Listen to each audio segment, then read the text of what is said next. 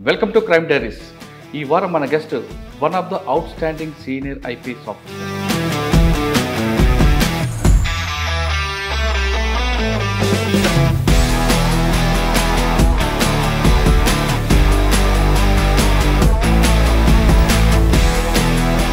పేరు doctor X Bagchi, commissioner of police and additional district magistrate Visakhapatnam.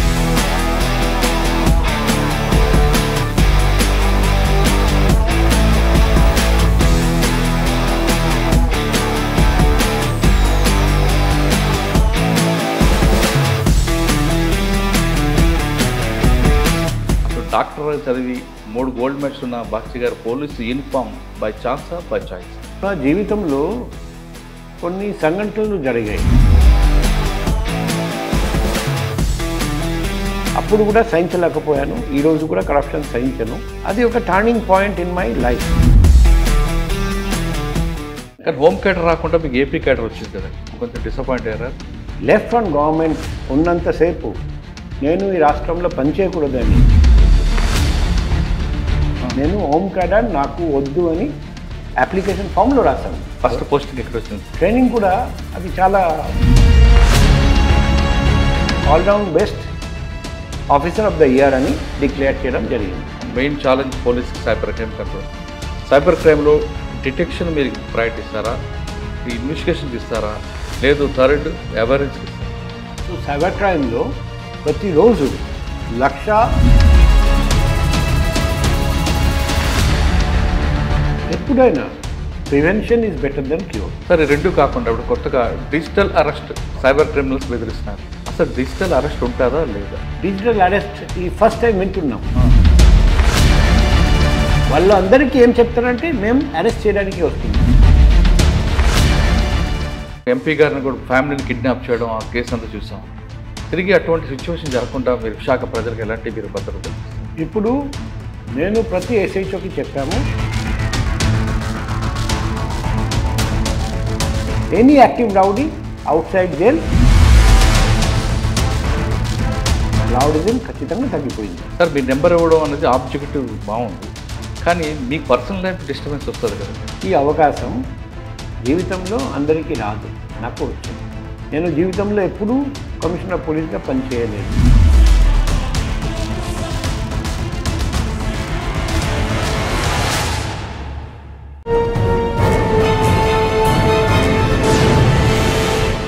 Welcome to crime diaries. ఈ వారం మన guest one of the outstanding senior IPS officer. పేరు doctor X Bagchi, commissioner of police and additional district magistrate Visakhapatnam. Bagchi garu ఎక్కువగా ప్రజలతో మమేకం అవ్వాలని ఎక్కువ కోరుకుంటారు.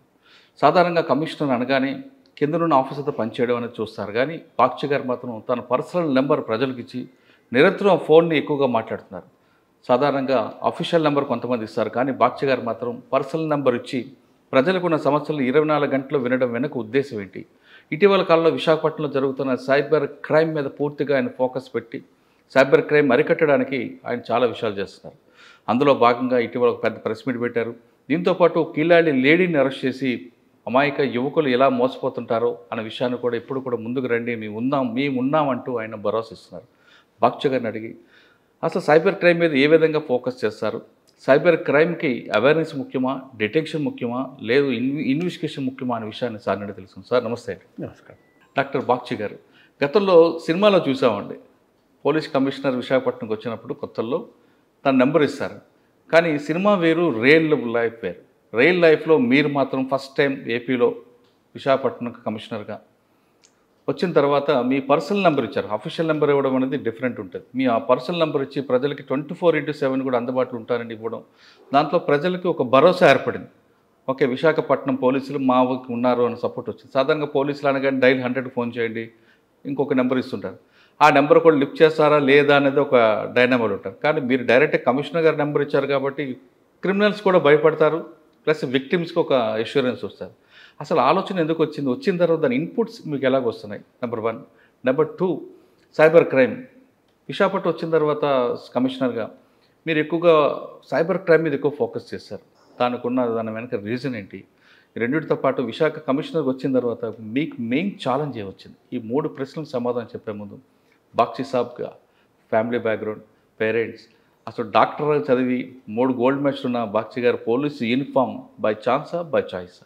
ఇప్పుడు నా పేరెంట్స్ డాక్టర్ నితాయ్ చంద్ర బాగ్చి, ఆయన ఎయిమ్స్ న్యూఢిల్లీ నుండి ఎండి డిగ్రీ పూర్తి చేసుకొని తర్వాత different medical colleges across India అక్కడ ఫైనల్గా ప్రిన్సిపల్గా 2 మెడికల్ కాలేజ్లో పనిచేశారండి. తర్వాత director drugs control, home state, native place Kolkata, west Bengal. అక్కడ 12 years డైరెక్టర్ డ్రగ్స్ కంట్రోల్గా పనిచేసి రిటైర్ అయ్యారండి. నా అమ్మ హోమ్ మేకర్, కానీ బీకామ్ ఎల్ఎల్బి చేసి పూర్తి చేసిన తర్వాత హోమ్ మేకర్గా ప్రాక్టీస్ చేయకుండా 3 పిల్లల కోసం జీవితం అంతా కష్టపడ్డారండి. నా వైఫ్ ఫిల్మ్ మేకర్, నాకు 2 పిల్లలు. పెద్ద అమ్మాయి బిఏ ఎల్ఎల్బి ఇప్పుడు పూర్తి చేశారండి. చిన్న అమ్మాయి ఇప్పుడు హైదరాబాద్లో మెడికల్ కాలేజ్లో ఎంబీబీఎస్ చదువుతున్నారండి, 3rd year.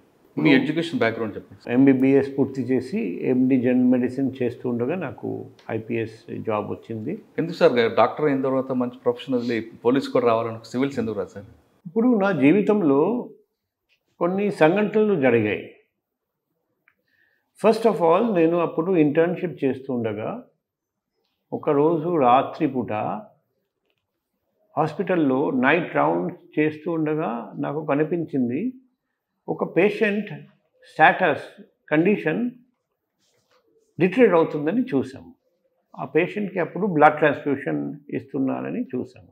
వచ్చి చూస్తే పేషెంట్ నా కళ్ళ ముందర చనిపోయారండి. అయ్యో. బ్లడ్ బ్యాగ్, ట్రాన్స్ఫ్యూషన్ బ్యాగ్ చూస్తే బ్లడ్ ఎక్స్పైరీ అయిపోయింది. ఒక ప్రైవేట్ బ్లడ్ బ్యాంక్ నుండి ఆ బ్లడ్ తెప్పించడం జరిగింది, ట్రాన్స్ఫ్యూషన్ చేయడం జరిగింది. ఇది ఎక్స్పైర్డ్ బ్లడ్. సో ఆ పరిస్థితిలో నాకు డౌట్ వచ్చింది. నేను నెక్స్ట్ డే పోలీస్ దగ్గరికి వెళ్ళి కేసు పెడదామని అనుకున్నాం. సో నేను నర్సెస్ అండ్ పారామెడికల్ స్టాఫ్కి చెప్పాము, బ్లడ్ బ్యాగ్ నేను ఈ ఫ్రిడ్జ్లో, రెఫ్రిజిరేటర్లో పెట్టి లాక్ చేసి వెళ్తున్నాను, మీరు జాగ్రత్తగా ఉంచండి, రేపు అర్లీ మార్నింగ్ వచ్చి అది దగ్గర పోలీస్ స్టేషన్ తీసుకెళ్ళి ఆ బ్లడ్ బ్యాంక్ మీద కేసు కట్టమని చెప్తాను. అప్పుడు రాత్రి అయింది, అందుకే అదే రోజు రాత్రి వెళ్ళలేదు.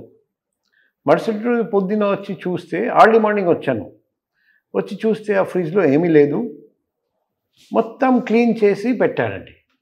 అప్పుడు అందరితో అడిగాము, నాకు ఆ బ్లడ్ బ్యాగ్ కావాలి, అది కేసు పెట్టడానికి. ఎవరు ఏం అనలేదు, నాకు అనలేకపోతున్నారని, మొహం చూస్తే ఏదో ఒక కారణం వల్ల భయపడుతున్నారని అనిపించింది. తర్వాత బయటికి తీసుకెళ్ళి అడిగితే ఒక వ్యక్తి చెప్పారండి, మీరు ఇలా చేశారని అందరికీ తెలిసిపోయింది, మీరు వెళ్ళిపోయిన వెంటనే head of the department of medicine, general medicine పరిగెత్తి వచ్చి మొత్తం క్లీన్ చేసి ఒక చుక్క బ్లడ్ లేకుండా చేశారండి. మీకు తెలియదు కదా, ప్రైవేట్ బ్లడ్ బ్యాంక్తో ఈ head of the department of medicine ఆయన బెనామీ, ఆ బ్లడ్ బ్యాంక్ ఆయన బెనామీ ప్రాపర్టీ. సో ఈ అంత కేసు రిజిస్టర్ అయితే అతను ఇబ్బంది పడతారని అందుకే ఇలా చేశారండి. అప్పుడు నేను అనుకున్నాను, మన మెడికల్ సెక్టర్లో అంత కరప్షన్ ఉంది, ఈ డాక్టర్గా జీవితం అంతా ఈ కరప్షన్ నేను సహించాల్సి వస్తుంది. కరప్షన్ అప్పుడు కూడా సహించలేకపోయాను, ఈరోజు కూడా కరప్షన్ సహించను. అది ఒక turning point in my life.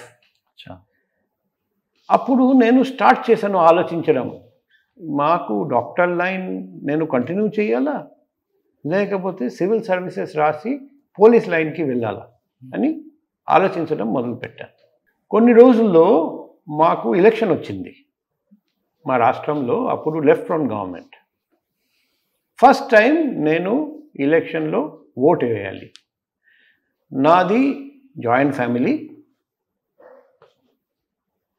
నా గ్రాండ్ మదర్, ఆమెకి 6 మంది మగపిల్లలు, 5 ఆడపిల్లలు. నా ఫాదర్ వచ్చేసి రెండో అబ్బాయి. సో నా ఫాదర్ ఇంకా 5 అంకల్స్, తర్వాత వాళ్ళ ఫ్యామిలీలో 6 మంది వైఫ్స్లు, తర్వాత కొందరికి పిల్లలు కూడా 18 years దాటింది కాబట్టి వాళ్ళు కూడా ఓటు హక్కు వచ్చింది. సో మేము దాదాపు 16 మంది ఆ రోజు వెళ్ళాము. ఆర్లీ మార్నింగ్ నేను అందరినీ మోటివేట్ చేసి ప్రోత్సహించి ఫస్ట్ టైం ఓటింగ్ అవకాశం సద్వినియోగం చేయాలి. ఆర్లీ మార్నింగ్ క్యూలో వచ్చి నిలబడ్డాను. అరౌండ్ 7:30, 8 ప్రాంతంలో మేము ఇప్పుడు దగ్గరికి వచ్చాము, అది బూత్ దగ్గరికి వచ్చాము. మా ఏరియాలోనే ఇంకొక వ్యక్తి ఉంటారండి, లెఫ్ట్ ఫ్రంట్ పార్టీ లీడర్. సడన్గా ఆకస్మికంగా చూసాము, మా దగ్గరికి వస్తున్నారండి. ఆయన చుట్టూ కొందరు పోలీస్ వాళ్ళు యూనిఫామ్లో ఉన్నారండి. తర్వాత అతను మా దగ్గరికి వచ్చి మీరు 16 మంది వెళ్ళిపోండి, మీ ఓటు మేము వేస్తాం అని డిక్లేర్ చేశారండి. ఇది మా నిర్ణయము, మీరు ఇంటికి వెళ్ళిపోండి, హాయిగా పడుకోండి, నిద్రపోండి. అప్పుడు నేను ఇమీడియట్గా అబ్జెక్ట్ చేశాను, ఇది నా ఫస్ట్ టైం ఓట్, నా ఓటు హక్కు నేనే వినియోగిస్తాను. ఇది కలకత్తా నగరం, పోలీసు వాళ్ళు ఉన్నారు, ఇటువంటి అన్యాయం పోలీసు వాళ్ళు సహించారండి అని చెప్పాము. అప్పుడు పోలీసు వాళ్ళే ముందుకు వచ్చి వెళ్ళిపో, ఎందుకు గొడవ, చెప్తున్నారు కదా అతను నీ ఓటు అతనే వేస్తాడని, నీకు ఎందుకు ప్రాబ్లము. అప్పుడు నేను అబ్జెక్షన్ పెడితే అతను పోలీసు వాళ్ళతో కలిసి మా అమ్మ దగ్గరికి వచ్చి నీ అబ్బాయి బతకాలా వద్దా, నీ అబ్బాయి ఏమనుకుంటున్నాడని ఓపెన్గా థ్రెట్ చేశారండి.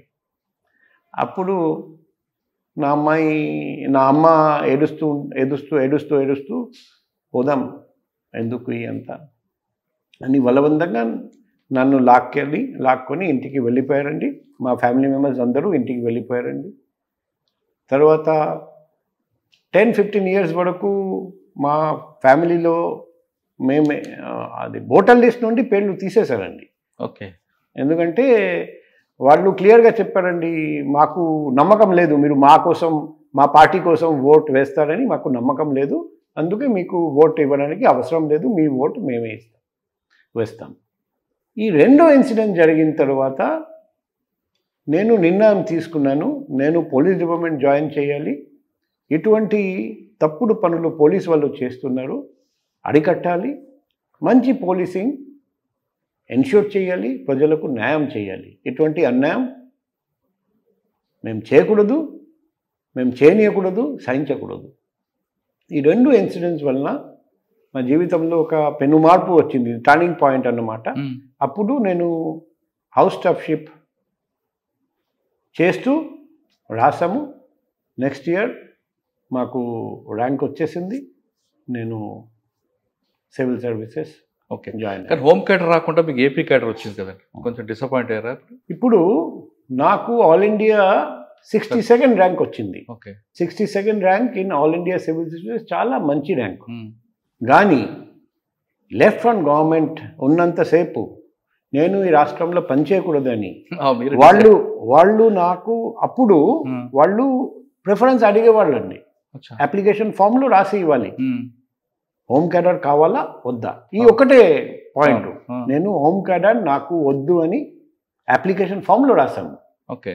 అందుకే హోమ్ క్యాడర్ లేదని ఫస్ట్లో ఏపీ వస్తుంది ఆల్ఫాబెటికల్ ఆర్డర్, నాకు ఏపీ కేటాయించారు. ఆల్ఫాబెట్లో మీరు లాస్ట్లో డబ్ల్యూ వదులుకొని ముందుకు వచ్చారు. ఓకే. ఫస్ట్ పోస్టింగ్ ఎక్కడ వచ్చింది? ట్రైనింగ్, ఎన్పీలో ట్రైనింగ్, తర్వాత ఫస్ట్ పోస్టింగ్. నాకు ట్రైనింగ్ కూడా అది చాలా ఎంటర్టైనింగ్ ఫ్యాక్ట్ అన్నమాట. ట్రైనింగ్ అప్పుడు 91 బ్యాచ్ కదా సార్? 96 బ్యాచ్. అప్పుడు మన ఏపీ రాష్ట్రంలో డీజీ వచ్చేసి దోరా సార్, హెచ్ దోరా సార్. నాకు ఆల్ ఇండియాలో ఐపీఎస్లో ఫస్ట్ ర్యాంక్ వచ్చింది, all round best officer of the year అని డిక్లేర్ చేయడం జరిగింది. ఓకే. ఆల్రౌండ్ బెస్ట్ ఆఫీసర్కి prime ministers batten and home ministers revolver లభిస్తుంది. పాసింగ్ అవుట్ పెరేడ్ ఆయనే లీడ్ చేయాలి, నేనే లీడ్ చేశాను. ఓకే. ఆ రోజు దోరా సార్ స్వయం వచ్చారండి ఎన్పిఏకి. ఆ పాసింగ్ అవుట్ పరేడ్ చూసిన తర్వాత ఆయన చాలా గర్వపడ్డారండి. ఎందుకంటే ఆంధ్రప్రదేశ్ క్యాడర్ నుండి ఒక ఐపీఎస్ ఆఫీసర్కి హోల్ ఇండియాలో ఫస్ట్ ర్యాంక్ వచ్చింది.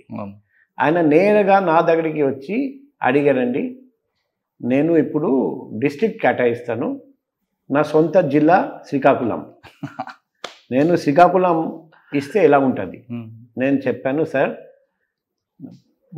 ఇంతవరకు నేను బ్యాచిలర్గా పనిచేస్తున్నా, రెగ్యులర్గా నేను కలకత్తా వెళ్ళి అమ్మాయి చూడాలి, అప్పుడే పెళ్ళి జరుగుతుంది.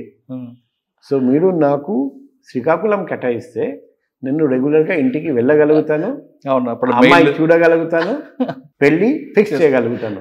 శ్రీకాకుళం నుంచి మెయిల్ కూడా ఉంది మీకు. Srikakulam over night journey, Palasa Kashibugga నుండి ట్రైన్ ఎక్కితే మరుసటి రోజు పొద్దున కలకత్తా.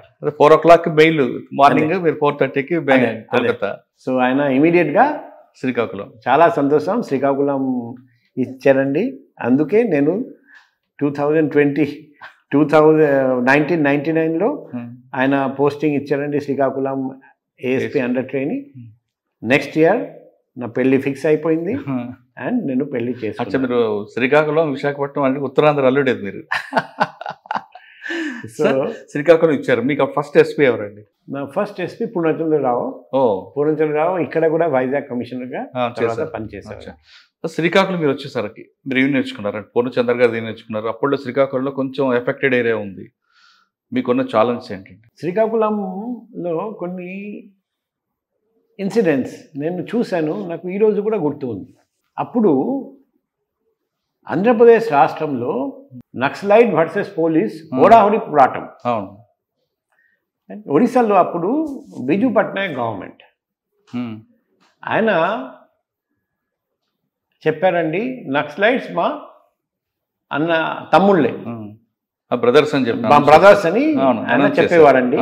సో అప్పుడు ఆ టైంలో ఎన్టీఆర్ గారు కూడా నక్సలైట్ దేశభక్తులను అనౌన్స్ చేశారు అని. నేను ఎన్టీఆర్ టైంలో లేదు, నేను అప్పుడు నేను 1999 చంద్రబాబు నాయుడు అంతే. అప్పుడు మేము ఫైట్ చేస్తున్నాం, కానీ అక్కడ మాత్రం బ్రదర్స్ లేదు, బ్రదర్స్. సో శ్రీకాకుళం పక్కనే ఒడిశా. సో అప్పుడప్పుడు ఒడిశా వెళ్తూ ఉంటాము. వెళ్తూ ఉంటే చూసాము ఏమంటే అక్కడ నక్సలైట్ పోలీసులను సల్యూట్ చేస్తారు, పోలీస్ నక్సలైట్ని చాలా సల్యూట్ చేస్తారు. అది చాలా విచిత్రమైన పరిస్థితి అక్కడ ఒడిశాలో. అది నాకు ఈరోజు కూడా గుర్తుంది. ఎక్కడ సార్? గంజాం డిస్ట్రిక్ట్, పర్లాకిమిడి. అదే ఆ ఐడియా. అదే అప్పుడు నక్సలైట్స్ హాయిగా అక్కడికి వెళ్ళేవారండి. అక్కడ పోలీస్తో ఎటువంటి భయం లేదు, పోలీస్తో కలిసి ఉండేవాడండి. సో ఆ పరిస్థితి అప్పుడు ఉండేది. సో ఇప్పుడు మన అటువంటి పరిస్థితి మనం ఊహించలేము. సో అది నాకు వాళ్ళతో friendly policing sir, friendly policing. అదే ఆ రోజు ఉన్న పరిస్థితి, మ్యాచ్ ఫిక్సింగ్. అదే. సో అది నాకు శ్రీకాకుళం ఆ గుర్తుంది. తర్వాత నెక్స్ట్ గ్రే హౌండ్స్లో అసాల్ట్ కమాండర్గా పనిచేయడం. తర్వాత జమ్మల్ మడుగు, కడప. అక్కడ first posting as ASP policing. నేను జమ్మల్ మడుగులో బాగా నేర్చుకున్నాను. ఫ్యాక్షన్ ఏరియా కదా సార్ మీకు అక్కడ. అప్పుడు జమ్మల్ మడుగులో ప్రతిరోజు హత్యలు, లేకపోతే దాడులు, బాంబు పేలుళ్ళు, పరిస్థితి దారుణంగా ఉండేది. 1999 సంవత్సరం, 2000 సంవత్సరం అప్పుడు జమ్మల్మడు పరిస్థితి ఎలా ఉంది?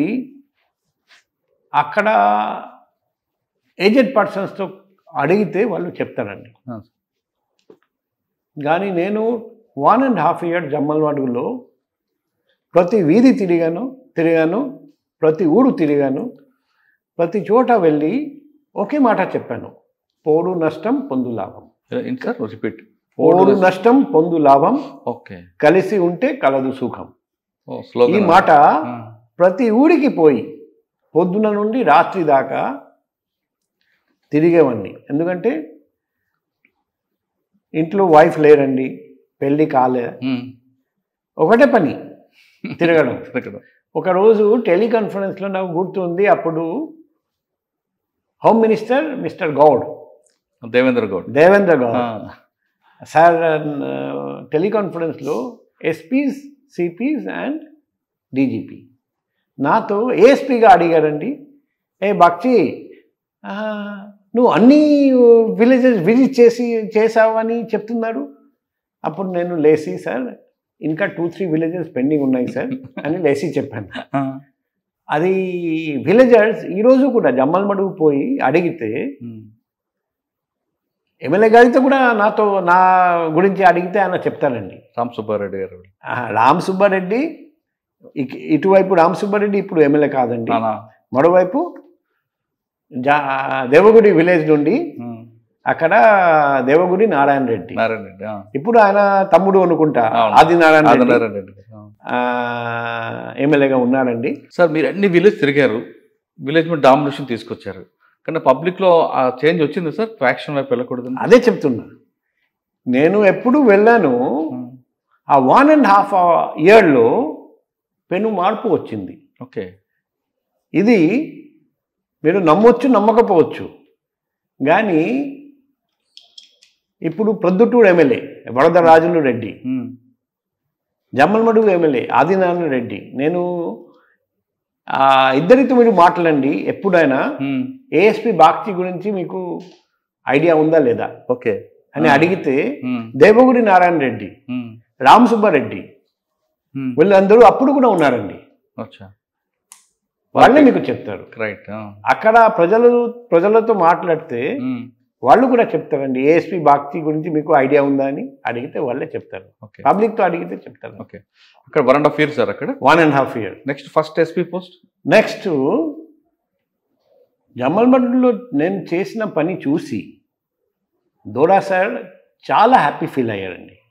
అప్పుడు నెక్స్ట్ పోస్టింగ్ ఓఎస్డీగా ప్రతి ఐపీఎస్ ఆఫీసర్ ఖచ్చితంగా నక్సలైట్ ఏరియాలో పనిచేయాలని ఉండేది. ఓఎస్డీగా ఏదో ఒక నక్సలైట్ ఎఫెక్టెడ్ డిస్ట్రిక్ట్. కానీ నన్ను సార్ నక్సలైట్ ఎఫెక్ట్కి పంపకుండా మొత్తం రాయలసీమ ఓఎస్డీగా నియమించారండి. నా కోసం ఆ పోస్ట్ క్రియేట్ అయింది.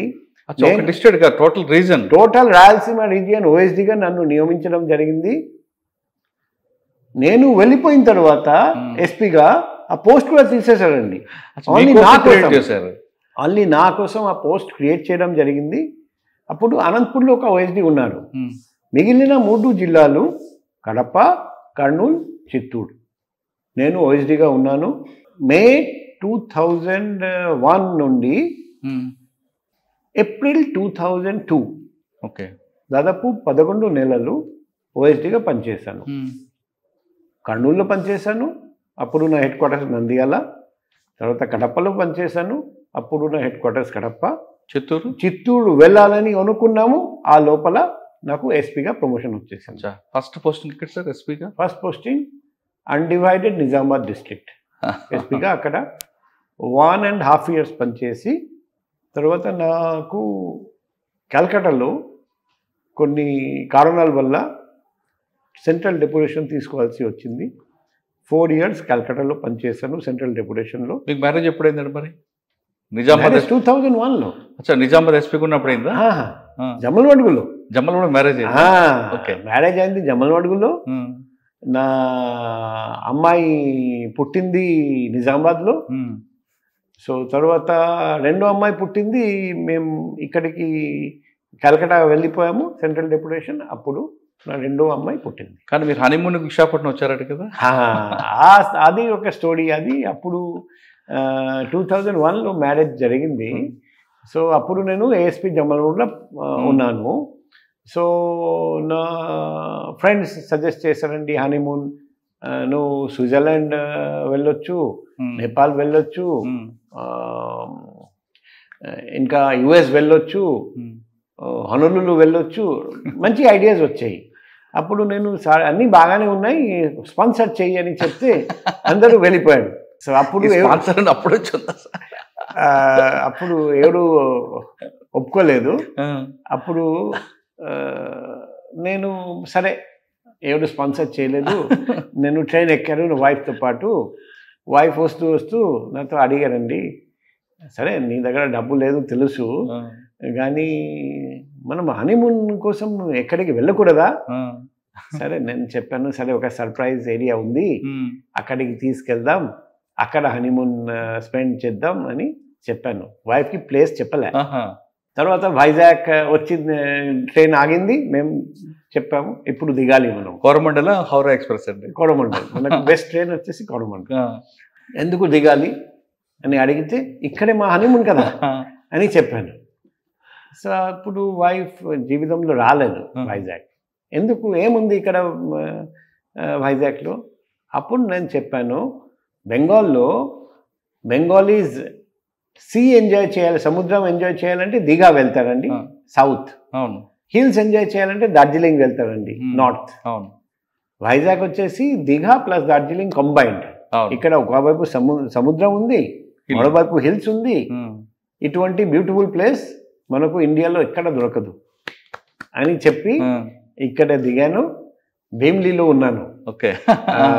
హనీమూన్ ఇక్కడ ఒక వారం స్పెండ్ చేసి.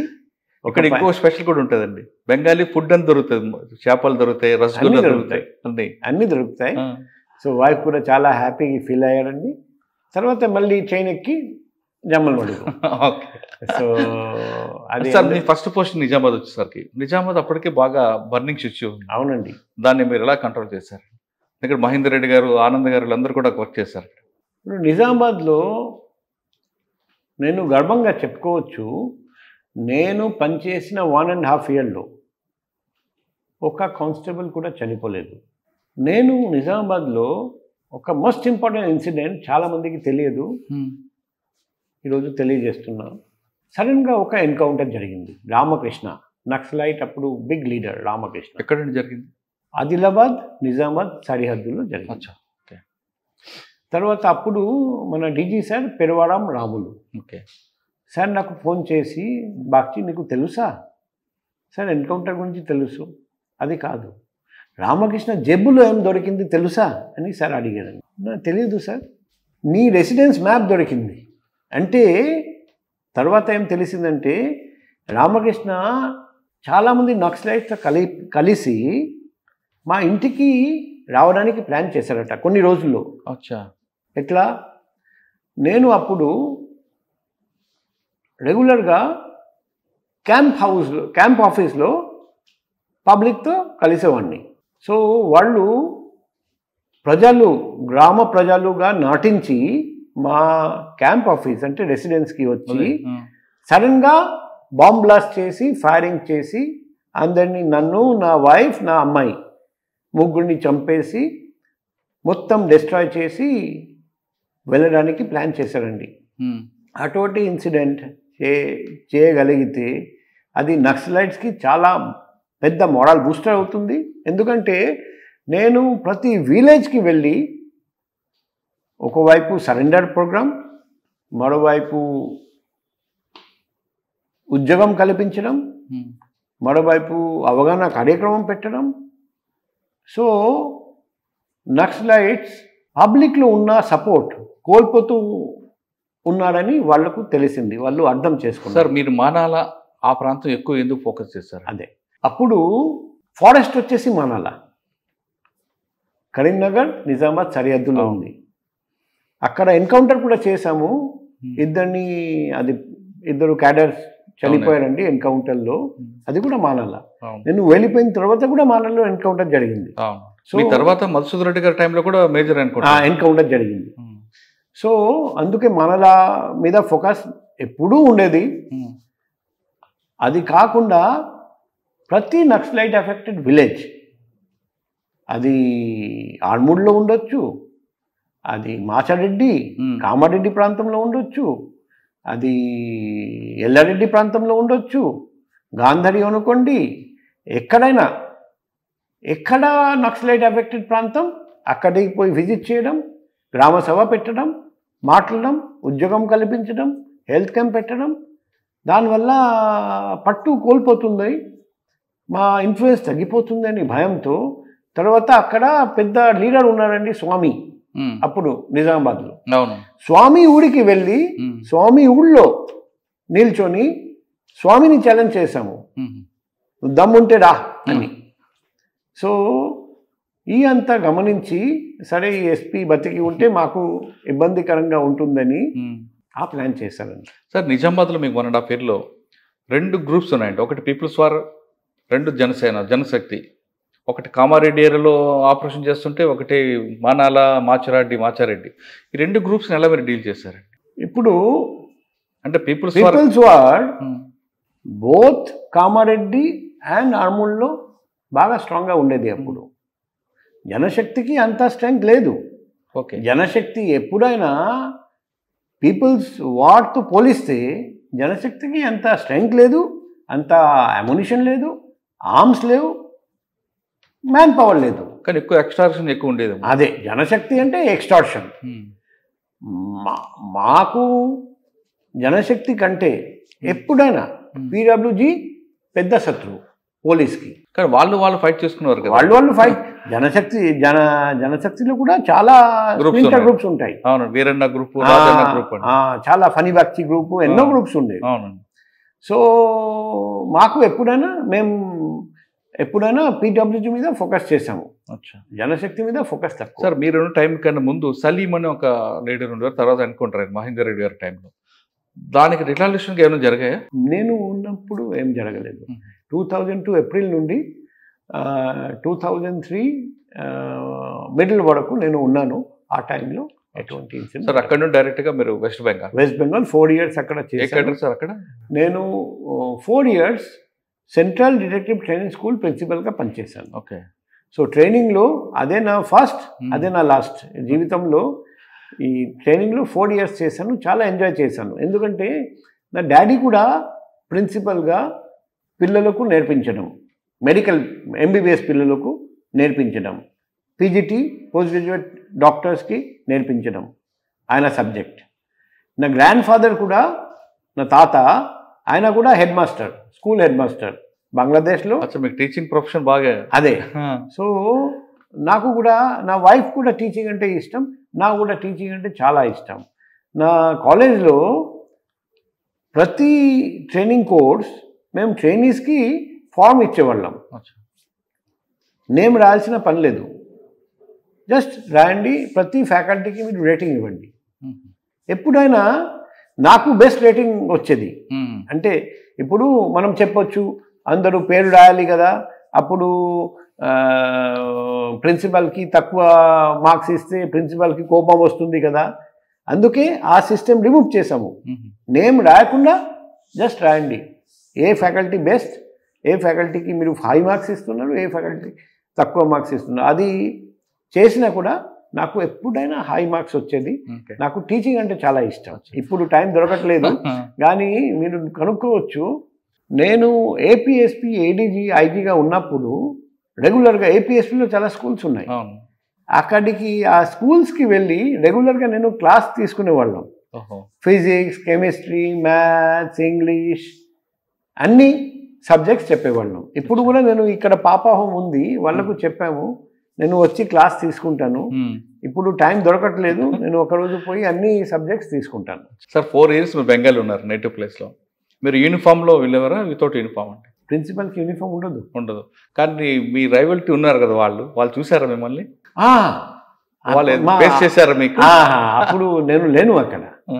అప్పుడు నా డాడీ ఇల్లు మార్చేసి అచ్చా. వేరే చోట వచ్చేసానండి. అప్పటి నుండి ఆ ఏరియా అది జరిగింది 1996-97 ఆ ప్రాంతంలో ఆ బోటింగ్ ఇన్సిడెంట్. కానీ నేను కలకడా వెళ్ళాను 2003. ఆ లోపల డాడీ ఇల్లు మార్చేశాను. అచ్చా. కాబట్టి ఎక్కడ వెస్ట్ బెంగాల్, కోల్కతాలో? ఎక్కడ? కోల్కతాలోనే. ఫస్ట్ ఇనిషియల్గా మా యాన్సెస్ట్రల్ హౌస్ దమ్దమ్లో ఉండేది, అక్కడ ఎయిర్పోర్ట్ దగ్గర. తర్వాత డాడీ ఇల్లు మార్చేసి సాల్ట్ లేక్లో ఇల్లు తీసుకున్నాను నేను. ఓకే.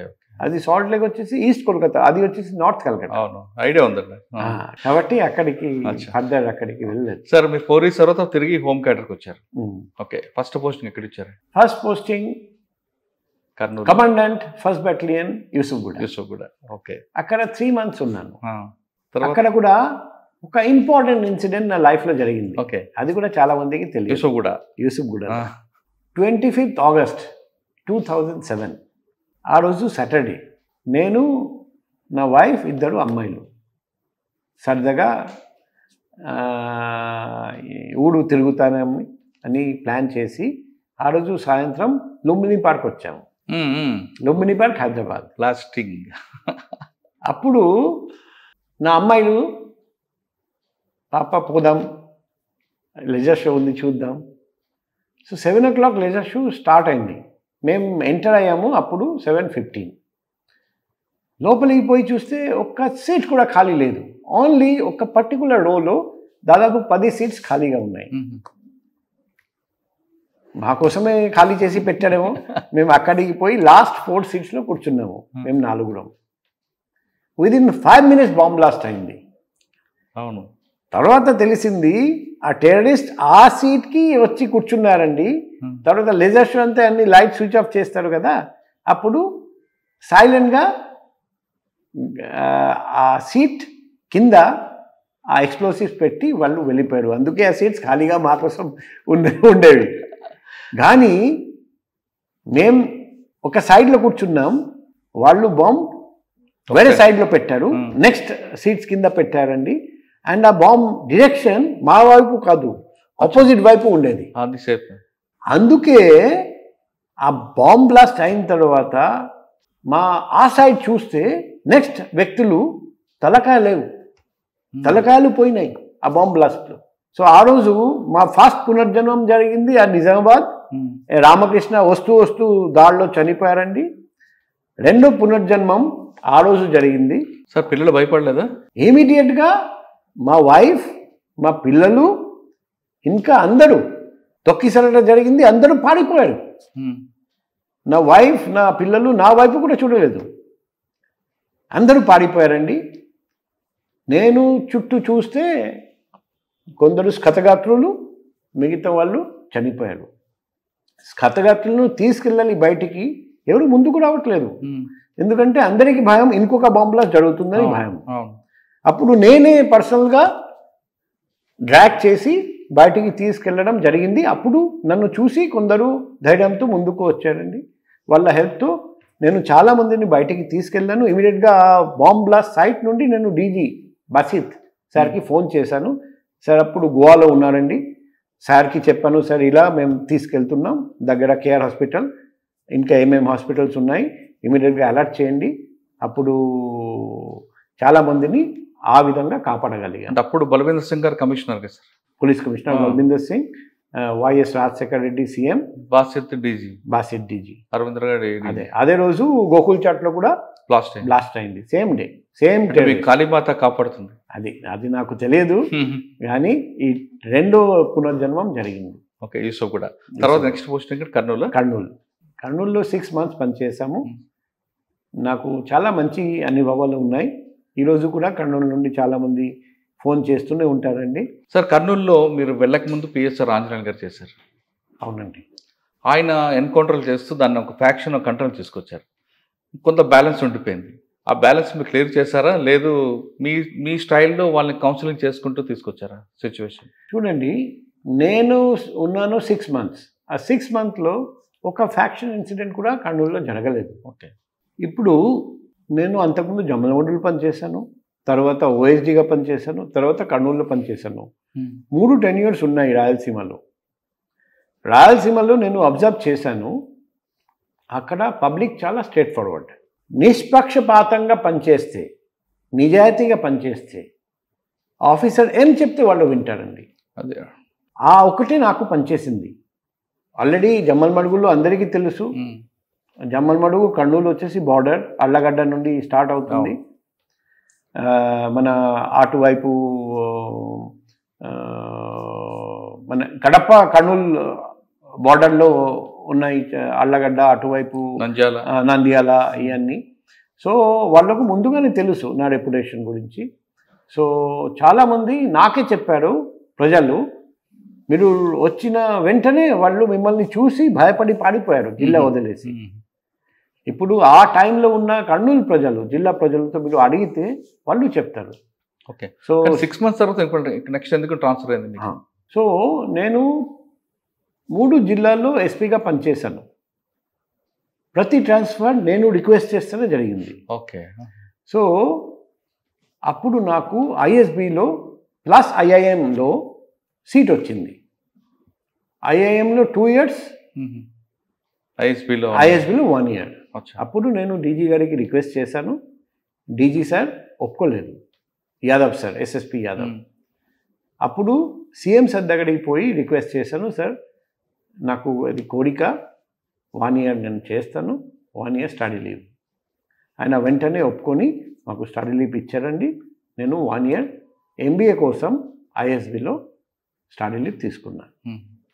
రిటర్న్ వచ్చిన తర్వాత ఉమ్మడి గుంటూరు జిల్లాలో ఎస్పీగా పనిచేశాను. తర్వాత నాకు డిఐజీ ప్రమోషన్ వచ్చింది, అందుకే ట్రాన్స్ఫర్ చేశారండి. గుంటూరు జిల్లా నుండి ట్రాన్స్ఫర్ పొలిటీషియన్స్ చేయలేదండి, గవర్నమెంట్ చేయలేదండి.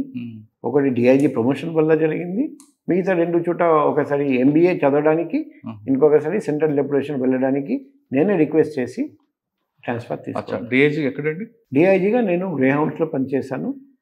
తర్వాత సిఐడిలో కొన్ని రోజులు పనిచేశాను as DIG Telangana, entire Telangana చూశాను as in CID.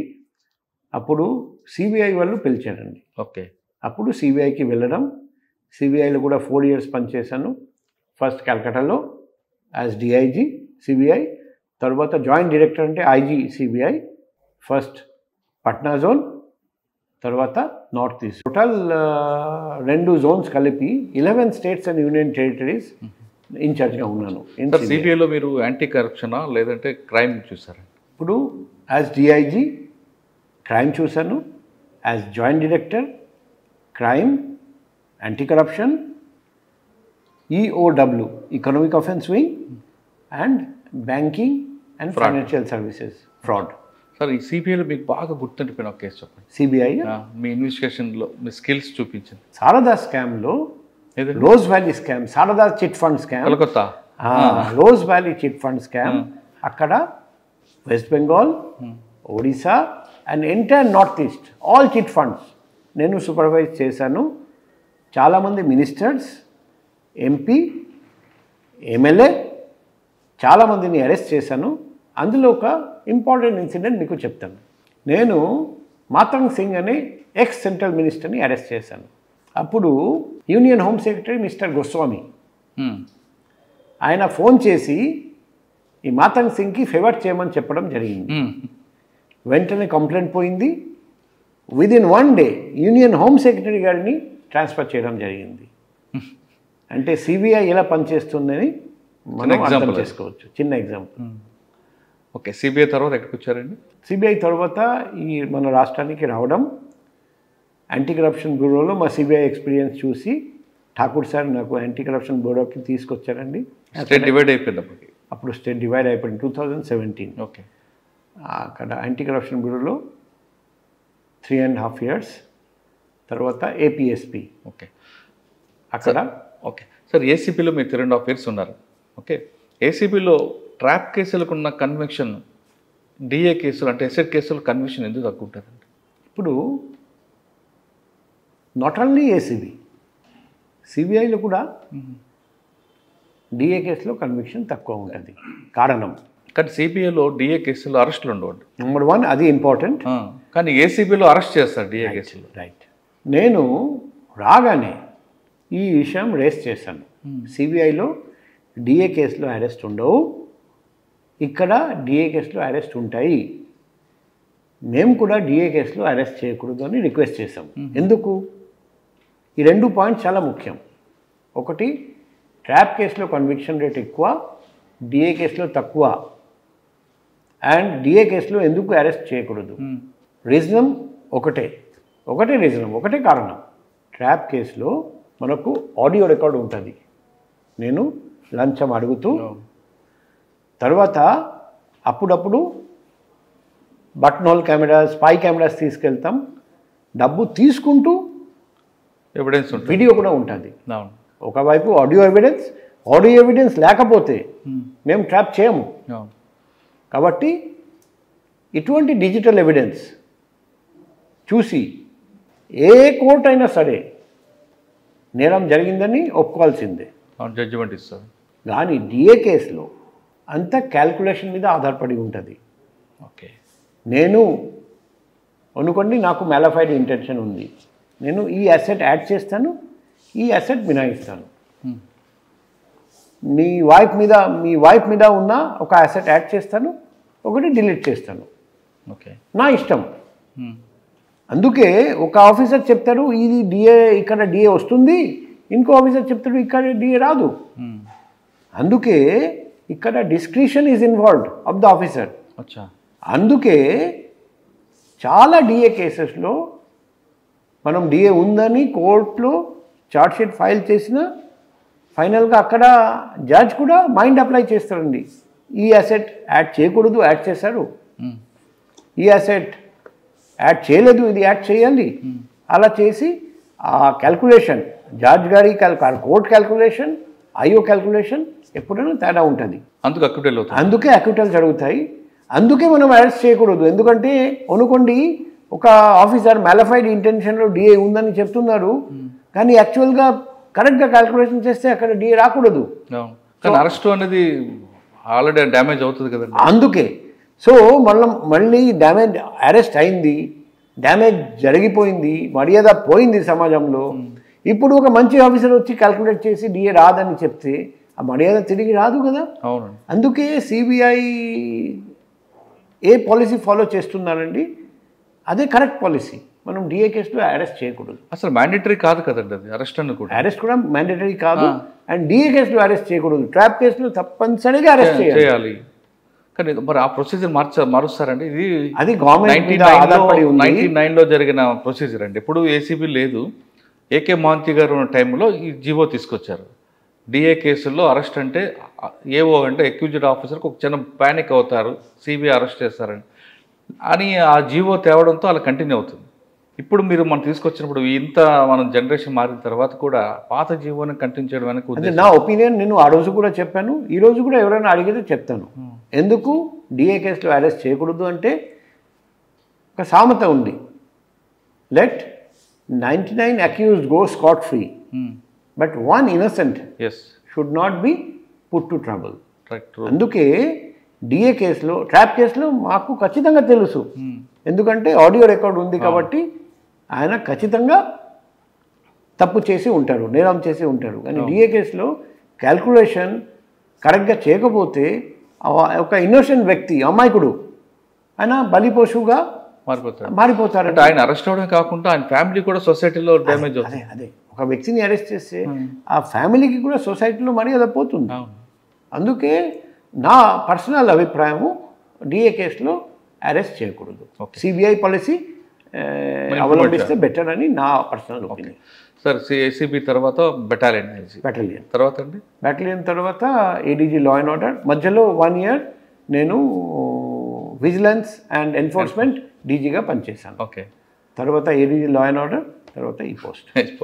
Sir, Visakhapatnam వచ్చారు, మీ హనీమూన్ ప్లేస్. వచ్చిన తర్వాత విశాఖపట్నం ఎలాగుందండి? రాగానే మీకు మెయిన్ ఛాలెంజ్ ఏమొచ్చింది?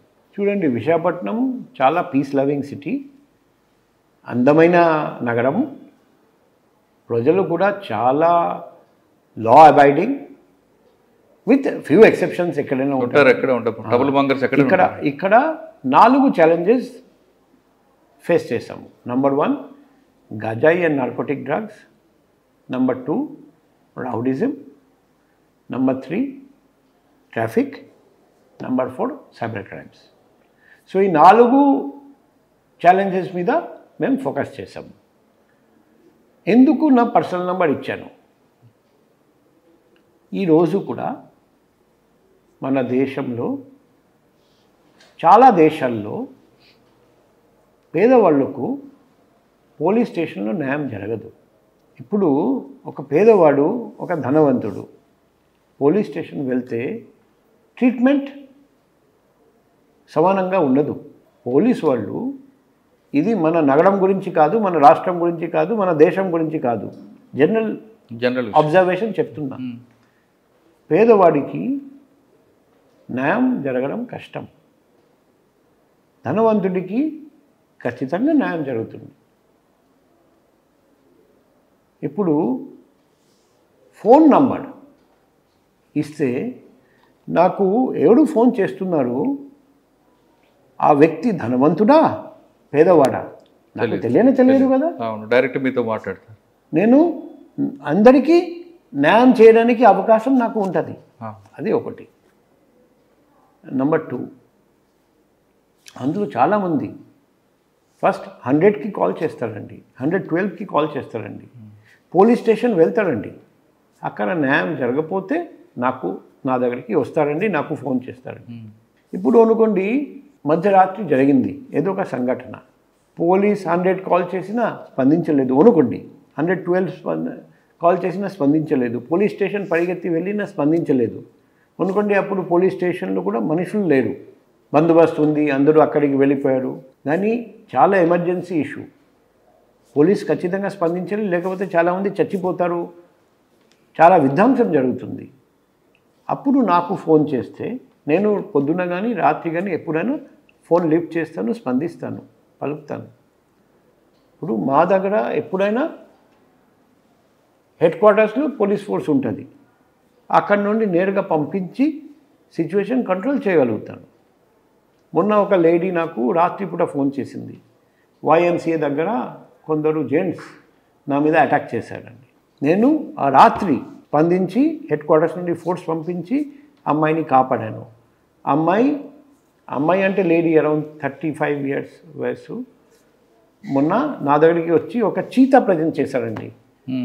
సార్ టైగర్, మీరే మా టైగర్ అని ప్రజెంట్ చేసి ఒక మంచి మెసేజ్ పంపించండి. ఆ రాత్రిపూట కూడా పోలీస్ వెంటనే స్పందిస్తారని నేను ఊహించలేదు అని హ్యాపీ ఫీల్ అయ్యానండి. సార్ మీ నెంబర్ ఇవ్వడం అనేది ఆబ్జెక్టివ్ బాగుంది, కానీ మీకు పర్సనల్ లైఫ్ డిస్టర్బెన్స్ వస్తుంది కదండి. ఇప్పుడు వైజాగ్ కాకుండా నాకు వేరే జిల్లా నుండి, వేరే రాష్ట్రం నుండి, వేరే దేశం నుండి కూడా చాలా ఫోన్స్ వస్తాయి. మొన్న రాత్రి ఒక లేడీ ఫోన్ చేసి 3 గంటలకు నా హస్బెండ్ నన్ను ప్రేమించడం లేదు, నేను బాధతో ఉన్నాను అని ఫోన్ చేసింది. ఇంకొక వ్యక్తి ఫోన్ చేసి నేను తిరుపతిలో ఉన్నాను, డబ్బు లేదు నా దగ్గర, ఒక టికెట్ పంపండి తిరుపతి టు హైదరాబాద్. ఇంకొకడు ఫోన్ చేసి నా వీధిలో కుక్కలు బాగా పెరిగిపోయినాయి, కుక్క సంఖ్య మీరు చూడండి కొంచెం. ఇటువంటి కాల్స్ కూడా వస్తాయి. సో ఏ డిసిషన్ తీసుకున్నా పాజిటివ్ అండ్ నెగటివ్స్ ఉన్నాయి, కానీ నేను పాజిటివ్ గురించి ఆలోచిస్తున్నా. ఎందుకంటే ఇది ఒక మార్గం. ఈ మార్గం లేకపోతే చాలామంది పేదవాళ్లకు న్యాయం జరగదు. ఇది నేను నమ్ముతున్నా, నేను చూశాను. అందుకే ఈ అవకాశం అందరికీ ఇచ్చాను. వేరే దేశాల నుండి ఫోన్ చేసి సార్ ఇక్కడ ఫేక్ జాబ్ ఇస్తామని ఒక ఫేక్ ఏజెంట్ నన్ను ఇక్కడికి తీసుకొచ్చారండి, ఇక్కడ విపరీతమైన టార్చర్, నేను బతకాలి, నన్ను కాపాడండి, దేశానికి తీసుకెళ్ళండి. చాలామంది ఫారెన్లో ఉన్న వ్యక్తులను నేను కాపాడి ఇక్కడికి తీసుకొచ్చాను లాస్ట్ 3.5 monthsలో. ఈ ఫోన్ నంబర్ ఇవ్వడం వల్ల వాళ్ళు వాట్సాప్ కాల్ చేసి ఇలా తెలియజేశారండి, నేను కన్సర్న్ ఎంబాసీతో APNRTతో కోఆర్డినేట్ చేసి వాళ్ళని తీసుకొచ్చాను. కరెక్టే సార్, మీరు డ్యూటీ మైండ్లో ఉన్నారు, సర్వీస్ మోటోలో ఉన్నారు కాబట్టి ఖచ్చితంగా చేస్తున్నారు. కానీ ఈ ఫోన్స్ వల్ల మేడంకి ఇబ్బంది అవుతుంది కదా. చాలా ఇబ్బంది. మరి ఆవిడ విసుక్కోరా? ఎందుకంటే మిడ్-నైట్, డే టైం అంటే ఓకే, మీరు ఉండేదంతా కూడా డే టైం CP ఆఫీసులు ఉంటారు, నైట్ టైం ఇంటికి వెళ్తే ఏం జరుగుతుంది అంటే నా వైఫ్ నేను లేనప్పుడు పడుకుంటానండి. ఓకే, ఎందుకంటే నా వైఫ్కి తెలిసింది నేను రిటర్న్ వచ్చిన తర్వాత గ్యారంటీ లేదు, నిద్ర పోగలుగుతారా లేదా అనేది గ్యారంటీ లేదని నా వైఫ్ ఇప్పుడు అలవాటు మార్చేసి పగలుపూట నిద్రపోతారండి. సరే, సో అడ్జస్ట్మెంట్ చేశారండి నా వైఫ్కి. సరే, ఎంత వైఫ్ అయిన పడుకున్నా మీ గురించి వెయిట్ చేయాలి ఆవిడ, మీరు తిన్నారా లేదో చూడాలి, మీరు పడుకున్నా లేదో చూడాలి. అప్పుడే ఏ వైఫ్ అయినా సరే హస్బెండ్ కోసం చూస్తారు. ఆవిడకి అనిపిస్తుంది కదా మీ హెల్త్ ఇష్యూ చూడాలని. మీరు హెల్త్ కంటిన్యూగా ఏదో మాట్లాడుతుంటే మీకు హెల్త్ ఎక్కడ ప్రాబ్లం వస్తుందని ఆవిడ కూడా థింక్ చేస్తారు కదా. మరి ఆవిడ వైపు ఎందుకు మీరు? ఇప్పుడు నేను నా వైఫ్కి చెప్పాము, ఈ అవకాశం జీవితంలో అందరికీ రాదు, నాకు వచ్చింది. నేను జీవితంలో ఎప్పుడూ కమిషనర్ పోలీస్గా పనిచేయలేదు, ఇప్పుడు చేస్తున్నా. ఈ స్వర్ణ అవకాశం మా గౌరవనీయులైన చీఫ్ మినిస్టర్ సార్ నాకు ఇచ్చారండి. నేను ప్రూఫ్ చేయాలి, అందుకే కొన్ని రోజులు ఇబ్బంది పడాల్సి వస్తుందేమో. అంటే ఇబ్బంది ఒకటే కాకుండా మీ హెల్త్ నా హెల్త్ గురించి ఎప్పుడైనా ఆమె దిగులు పడుతుంటారండి. కానీ నేను కూడా డాక్టర్గా ఏదైనా ఇష్యూ ఉంటే వెంటనే ట్రీట్మెంట్ చేస్తాను. ఎందుకంటే ఎంత మీరు ట్రీట్మెంట్ తీసుకున్నారు సార్? ఒక రోజు భోజనం లేకపోయినా పర్వాలేదు, 2 రోజులు లేకపోయినా మనం గట్టిన అవ్వగలం, 3 రోజులు లేకపోయినా ఫుడ్ లేకపోతే ఉండగలం. కానీ ఒక నైట్ నిద్ర లేకపోతే మనిషి కంప్లీట్గా డ్రౌన్ అవుతాడు. మీరు ఫోన్ మాట్లాడుతుంటే మీ హెల్త్ స్పాయిల్ అవుతుంది, మేడం కూడా థింక్ చేస్తారు. అది కరెక్టే. నేను ఎక్కడైనా ప్రయాణం చేస్తూ ఉంటే బండిలో నిద్రపోతాను. ఆ 1 అవర్ 2 అవర్ ఆ నిద్ర అది మాకు చాలా పనికి వస్తుంది. సార్ ఇక నెక్స్ట్ సైబర్ క్రైమ్కి వద్దాం. ఇటీవల కాలం సైబర్ క్రైమ్లో మీరు బాగా ఫోకస్ చేశారు. ఒక పెద్ద కేసు కూడా రీసెంట్గా పట్టుకున్నారు. ఆ కేసు గురించి. ఆ కేసులో సూర్యమోహన్ అని ఒక వ్యక్తి తైవాన్, కంబోడియాలో ఉన్నప్పుడు కొందరు చైనీస్తో పరిచయం చేసుకున్నారండి, చైనీస్ నేషనల్స్తో. అతని నేటివ్ ప్లేస్ వచ్చేసి వైజాగ్. ఇక్కడికి వచ్చిన తర్వాత సాయి అండ్ గిరీష్ ఇద్దరితో మాట్లాడి ఇక్కడ ఒక సెంటర్ ఎస్టాబ్లిష్ చేశారండి. అక్కడ 6 మంది లేడీస్ని కూడా నియమించారండి. వాళ్ళు కాస్మెటిక్ ప్రొడక్ట్ బిజినెస్ ముసుగులో ఈ సైబర్ క్రైమ్ మొదలుపెట్టారండి. అక్కడ ఇల్లీగల్ గేట్వేస్, మనకు లీగల్ గేట్వే గురించి తెలుసు, రిజర్వ్ పే అనుకోండి, అట్లా ఇల్లీగల్ గేట్వేస్ నడిపిస్తూ బెట్టింగ్ యాప్స్, తర్వాత FedEx scams, stock market scams, రకరకాల స్కామ్స్ ఆ చైనీస్ నేషనల్స్ అక్కడ చైనాలో ఉండి వాళ్ళు వెనకాల నుండి నడిపిస్తున్నారు. ఆ స్కామ్స్ మొదలుపెట్టారండి. బాధితులు దేశమంతటా ఉన్నారండి. అంటే మల్టీ లెవెల్ మార్కెటింగ్ ఉంది కదా సార్? మల్టీ లెవెల్ మార్కెటింగ్ వచ్చేసి ఆ బిజినెస్, అది పక్కన పెట్టండి. ఇది వచ్చేసి pure cyber scam, pure cyber crime. So బాధితులు ఆ ఇల్లీగల్ పేమెంట్ గేట్వే ద్వారా డబ్బు పంపడం, ఆ డబ్బు కొంత వాళ్ళ దగ్గర పెట్టుకొని మిగతా అమౌంట్ ఆ చైనీస్ నేషనల్స్కి పంపడం, అలా చేశారు. ఇక్కడ వైజాగ్లో ఏప్రిల్ నుండి స్టార్ట్ చేశారండి. మేము ఇప్పుడు అక్టోబర్లో పట్టుకుంటాం. మీ కంప్లైంట్ ఎక్కడ వచ్చిందండి? ఇక్కడ నుంచి రైజ్ అయిందా? మాకు ఇన్ఫర్మేషన్ వచ్చింది cyber crime unit Ahmedabad, Gujarat and I4C MHA Delhi. వాళ్ళు ఫస్ట్ ఒక యూనిట్ గుజరాత్లో పట్టుకున్నారు. అక్కడ ఇంట్రోగేషన్ చేస్తే వైజాగ్లో కూడా యూనిట్ ఉంది అని తెలిసింది. వాళ్ళు మాకు అలర్ట్ చేస్తే వాళ్ళు ఒక ఏరియా ఇచ్చారండి. ఈ ఏరియాలో వాళ్ళు ఆపరేట్ చేస్తున్నారు. మొత్తం ఏరియా మేము కోఆర్డినేట్ స్టార్ట్ చేస్తూ స్కాన్ చేస్తూ వెతుకుతే మాకు దొరికింది. సార్ సైబర్ క్రైమ్ ఇప్పుడు మెయిన్ ఛాలెంజ్ పోలీస్కి సైబర్ క్రైమ్ కనపడుతుంది. సైబర్ క్రైమ్లో డిటెక్షన్ మీరు ప్రయారిటీ ఇస్తారా, ఇన్వెస్టిగేషన్కి ఇస్తారా, లేదు థర్డ్ అవేరెన్స్కి ఇస్తారా? సో సైబర్ క్రైమ్లో ప్రతిరోజు 1,00,000 లేకపోతే కోట్ల రూపాయలు పోతున్నాయి. మామూలు ప్రాపర్టీ అఫెన్స్లో 1,000 లేకపోతే 1,00,000 రూపాయలు పోతాయి. సో డెఫినెట్గా సైబర్ క్రైమ్ మనకు మోర్ ఇంపార్టెంట్. రాబోయే రోజుల్లో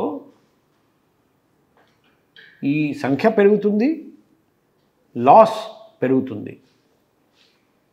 ఈ పరిస్థితుల్లో మనం ఇప్పటి నుండి సైబర్ క్రైమ్ అరికట్టలేకపోతే ఫ్యూచర్లో మనకు చాలా పెద్ద ఛాలెంజ్ అయిపోతుంది.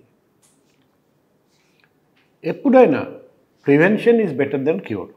అది సైబర్ క్రైమ్ ఉండండి, సైబర్ క్రైమ్ గురించి చెప్పాలంటే, ప్రాపర్టీ అఫెన్స్ గురించి చెప్పాలంటే, బాడీలీ అఫెన్స్ గురించి చెప్పాలంటే ప్రతి చోట ఇదే చెప్తాము, prevention is better than cure.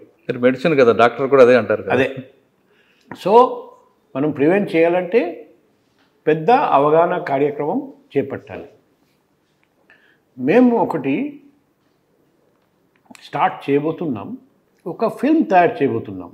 Already దాదాపు 30 మోడస్ ఆపరెండి ఆఫ్ సైబర్ క్రైమ్స్ మేము గుర్తించాము. అంటే ట్రెండింగ్ క్రైమ్స్.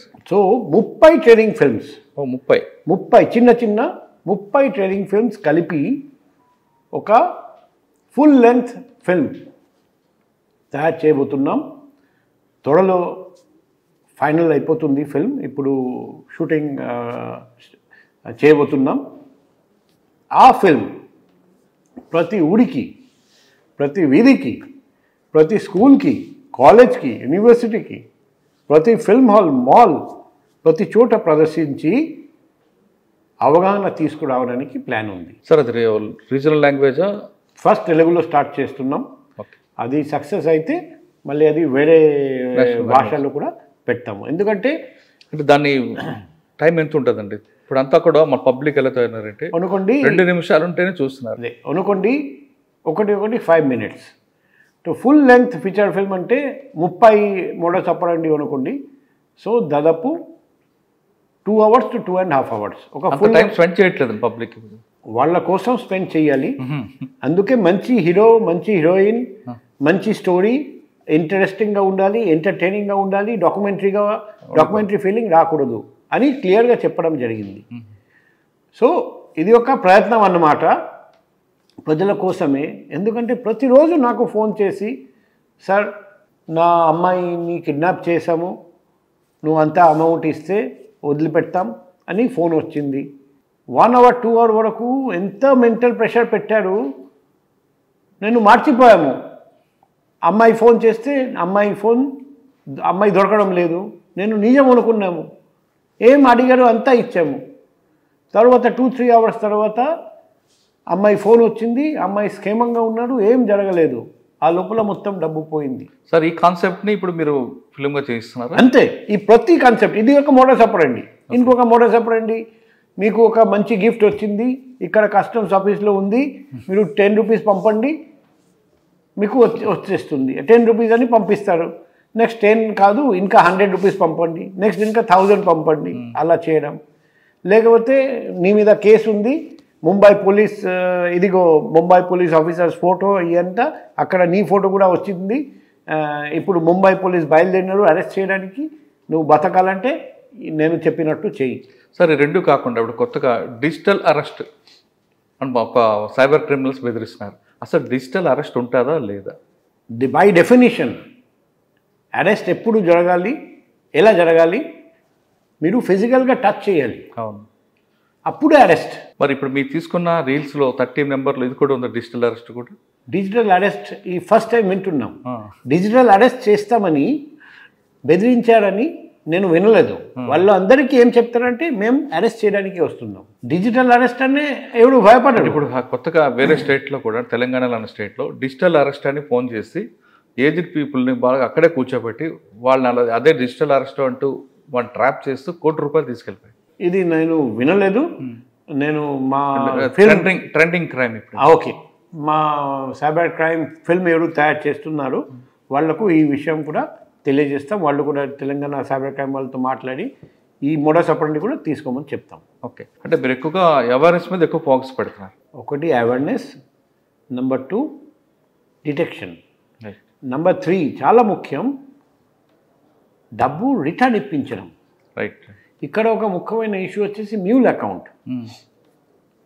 అమౌంట్ ఎలా వెళ్తుంది సైబర్ క్రైమ్లో? 1 అకౌంట్, నెక్స్ట్ తర్వాత ఇంకొక అకౌంట్, తర్వాత ఇంకొక అకౌంట్, ఫైనల్గా బెనిఫిషియరీ అకౌంట్కి వెళ్తుంది. ఈ మధ్యలో ఉన్న అన్ని అకౌంట్స్, ఆ అకౌంట్ హోల్డర్స్కి వాళ్ళు కొంత డబ్బు ఇస్తారండి, కొంత కమిషన్ ఇచ్చి అది కొంటారు. 5,000 10,000 అకౌంట్. అదే కానీ ఈ మ్యూల్ అకౌంట్ హోల్డర్స్ అకౌంట్ ఇవ్వకపోతే ఈ క్రైమ్ జరిగేది కాదు. సో వాళ్లకు ఇంటెన్షన్ అండ్ నాలెడ్జ్ ఉంటే ఈ మ్యూల్ అకౌంట్ హోల్డర్స్ని కూడా మేము అరెస్ట్ చేస్తున్నాం. ఎందుకంటే ఈ మ్యూల్ అకౌంట్స్ వాళ్ళు ఈ అకౌంట్ అమ్మేసి బాగా డబ్బు సంపాదిస్తున్నారు. ఈ మ్యూల్ అకౌంట్స్ యూజ్ చేసి సైబర్ క్రిమినల్స్ ₹1,00,00,000 లూటీ చేస్తున్నారండి ప్రతిరోజు. అసలు కింగ్ పిన్ అని దొరుకుతాడంటారు. చాలా చోట్ల కింగ్ పిన్స్ కూడా పట్టుకొచ్చాము. ఇప్పుడు రీసెంట్గా నేను వచ్చిన తర్వాత మా సైబర్ క్రిమినల్స్కి డబ్బు రిటర్న్ ఇప్పించడం అండ్ డిటెక్షన్లో 2 భాగాలు. ఒకటి arresting king pins, number 2 arresting mule account holders. And 4వ భాగం కూడా ఉంది. ఎంత డబ్బు లూటీ చేశారు, ఆ డబ్బుతో ఏం కొన్నారు, ఏ ఆస్తులు కొన్నారు, ఆ ఆస్తులు వచ్చేసి ప్రొసీడ్స్ ఆఫ్ క్రైమ్. ఆ ఆస్తులు కూడా మనం జప్తు చేసి అంతా అమ్మేసి బాధితులకు డబ్బు రిటర్న్ ఇప్పించాం. ప్రాపర్టీ సీజ్ కూడా ఉంది అంతే. Okay sir, next traffic. Visakhapatnam traffic మీద మీకు ఫోకస్. అదే ట్రాఫిక్లో చాలా ప్రాబ్లమ్స్ ఉన్నాయి. ఎందుకంటే ప్రతిరోజు వెహికల్ సంఖ్య పెరుగుతూనే ఉన్నాయి, జనాభా పెరుగుతూనే ఉంది, రోడ్ స్పేస్ కానీ రోడ్ స్పేస్ పెరగడం లేదు. ఇప్పుడు ఫస్ట్ ఆఫ్ ఆల్ 1 సెప్టెంబర్ నుండి ఒకటి స్టార్ట్ చేశాము. మీరు ట్రాఫిక్ నిబంధనలు పాటించకపోతే మీ లైసెన్స్ జంప్ చేస్తాం. మన రాష్ట్రంలో ఎక్కడ లేని విధంగా స్టార్ట్ చేశాము. ఫస్ట్ 3 months సస్పెండ్ చేస్తాం, రిపీట్ అఫెన్స్ చేస్తే 4 months, 5 months, 6 months, ఫైనల్గా లైసెన్స్ లేకుండా చేస్తాం, క్యాన్సిల్ చేస్తాం. సో ఇంతకుముందు ఓన్లీ ఈ ఛానలింగ్ ఉండేది. ఈ ఛానలింగ్తో ప్రాబ్లం ఎక్కడ ఉంది? కొందరు కట్టడు, కొందరు అసలు కట్టడు, పట్టించుకోడు. కానీ లైసెన్స్ పోతే మాత్రం వాళ్లకు నిజమైన ఇబ్బంది ఉంది. అందుకే మీరు చూసి ఉంటారండి, అబ్జర్వ్ చేసి ఉంటారండి. నేను ఎప్పుడు వచ్చాను అప్పుడు హెల్మెట్ యూసేజ్ ఓన్లీ 10%, ఇప్పుడు దాదాపు 50%, 60% వరకు పెరిగింది. సో దానివల్ల 1 monthలో జస్ట్ సెప్టెంబర్, ఇప్పుడు అక్టోబర్ స్టాటిస్టిక్స్ ఇంకా రాలేదు, సెప్టెంబర్లో ఫేటల్ యాక్సిడెంట్ సంఖ్య హెవీగా తగ్గిపోయింది.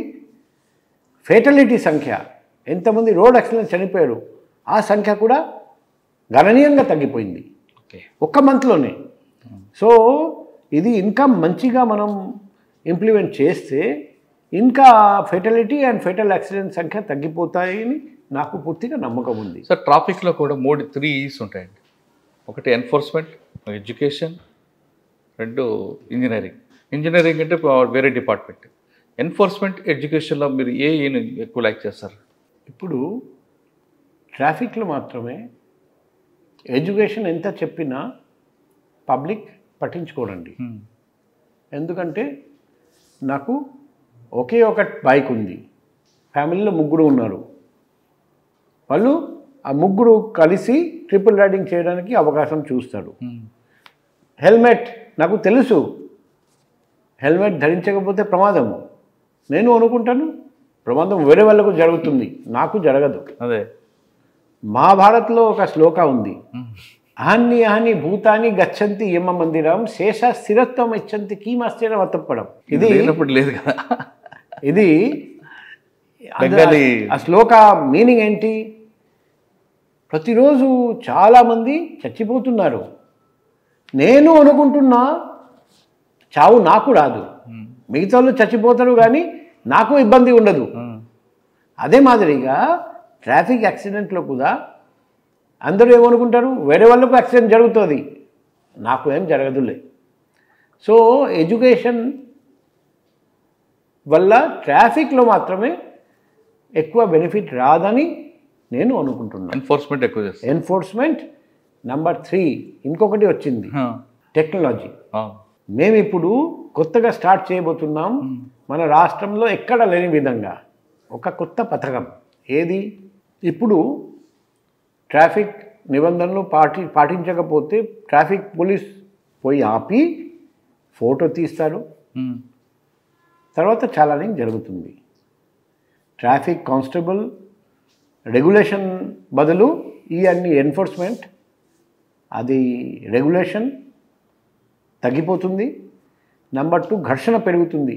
ట్రాఫిక్ కానిస్టేబుల్ పబ్లిక్ చెప్తాడు నేనేం చేయలేదు, కానిస్టేబుల్ చెప్తాడు అవును ఇదిగో నువ్వు చేసావు, ఆర్గ్యుమెంట్ జరుగుతాయి.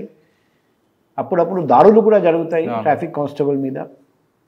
ఇప్పుడు మేము ప్రతి జంక్షన్లో వైజాగ్లో automatic number plate recognition cameras పెట్టబోతున్నాం.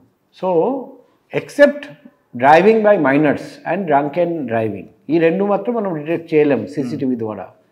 మిగిలిన అన్ని వయలేషన్స్, ఓవర్లోడింగ్ కానీ, సీట్ బెల్ట్ లేకుండా ట్రావెల్ చేయడం, హెల్మెట్ లేకుండా ట్రావెల్ చేయడం, మొబైల్ ఫోన్లో మాట్లాడుతూ ప్రయాణించడం, triple riding, signal jumping, wrong parking, wrong route, zigzag driving, dangerous driving అన్నీ దొరుకుతాయి. Automatic e challaning and automatic cancellation of licence. ఓహో, అది స్టార్ట్ చేయబోతున్నాం సార్. ఫస్ట్ అటెంప్ట్గా, థర్డ్ అటెంప్ట్గా క్యాన్సిల్ అవుతుంది లైసెన్స్.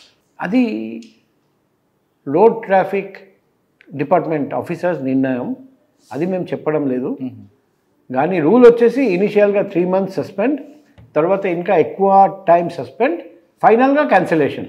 ఎన్నిసార్లు వాళ్ళు క్యాన్సిల్ చేస్తారో అది వాళ్ళకు వదిలేసాము. కానీ దానివల్ల మంచి ఎఫెక్ట్ వచ్చింది. అంటే ఒకసారి లైసెన్స్ క్యాన్సిల్ అయ్యి రోడ్డు మీకు వస్తే జైలు శిక్ష, జైలు. అంతే అంతే. అది డ్రైవింగ్ వితౌట్ లైసెన్స్.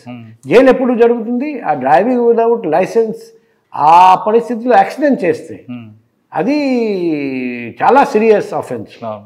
ఇప్పుడు లైసెన్స్ ఉంది, అప్పుడు ఎవరైనా చనిపోతే యాక్సిడెంట్లో 304A culpable homicide not amounting to murder.